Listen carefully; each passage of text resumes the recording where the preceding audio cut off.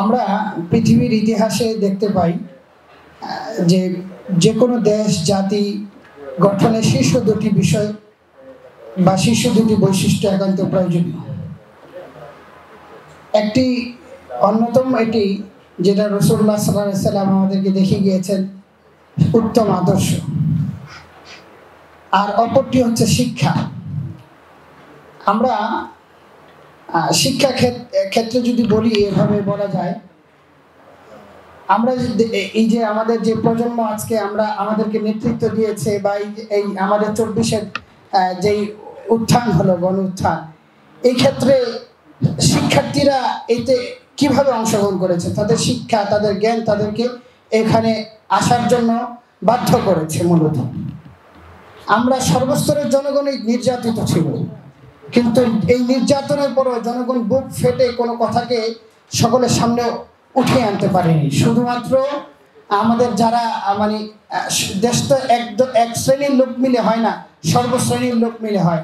এই জন্য সর্বশ্রেণী থেকে উঠে আসেনি কথাগুলো। আরেকটি বিষয় হচ্ছে, আমরা শুধু ইসলামী শিক্ষাকেই আমরা এটা বিশ্বাস করি না, শুধু ইসলামী শিক্ষাকেই প্রাধান্য দিয়ে আমরা সঠিক চূড়ান্ত শিখরে পৌঁছতে পারব। কারণ হচ্ছে আমাদের সর্বস্তরে শিক্ষারই প্রয়োজনীয়তা রয়েছে দেশ এবং জাতি এবং উন্নত বিশ্বের কাছে। আরেকটি বিষয় হচ্ছে, আমাদের দেশের যে শিক্ষা ক্ষেত্রে আমরা দেখছি যে শুধু শিক্ষাটাকেই বিশাল একটা হয়তো মাস্টার্স কমপ্লিট করেছে, অনার্স করেছে, এটাকে বিশাল একটা প্ল্যাটফর্মে দাঁড় করাচ্ছে। আমাদের দেশের একটি অবহেলিত শিক্ষা হচ্ছে কারিগরি শিক্ষা। আমি গত কয়েকদিন আগে এক জায়গায় বলেছিলাম যে আমাদের দেশে কারিগরি স্কুলগুলোতে, কারিগরি প্রতিষ্ঠানগুলোতে শিক্ষার্থীরা পড়ে তাদেরকে সর্বনিম্ন স্তরে দেখা হয়। তারাও কিন্তু শিক্ষার্থী। আমি এই করোনার সময় আমার এক ছাত্র, সে বর্তমানে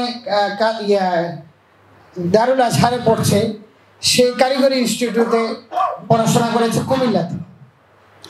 করোনার সময় আমি দেখেছি অনার্স মাস্টার্স কমপ্লিট, তারা ঘরে বসে বসে খুব একটা কষ্টের মধ্যে জীবন যাপন করেছে।